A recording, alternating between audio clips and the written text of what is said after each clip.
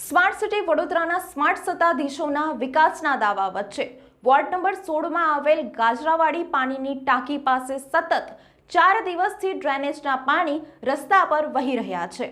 પાલિકાના પાપે સ્થાનિકો અને રાહદારીઓને હાલાકીનો સામનો કરવો પડી રહ્યો છે।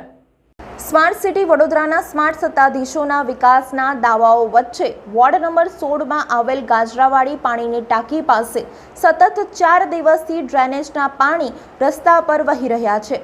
સ્થાનિકોના કહેવા પ્રમાણે પાલિકા તંત્રને રજૂઆત કર્યા છતાંય હાલ સુધી લીકેજની કામગીરી કરવામાં આવી નથી।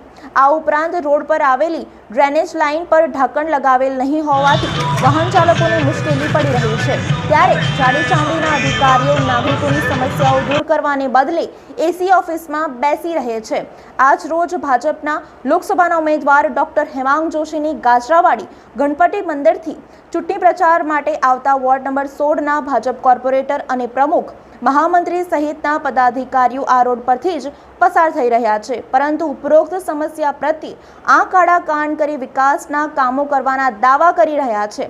ખુલ્લી ગટરમાંથી પસાર થતા વાહન ચાલકો અથવા નાગરિકો પડી જાય અને મોટી જાનહાનિ થાય તો જ પાલિકા તંત્ર દ્વારા કામગીરી કરવામાં આવશે તેવું લાગી રહ્યું છે।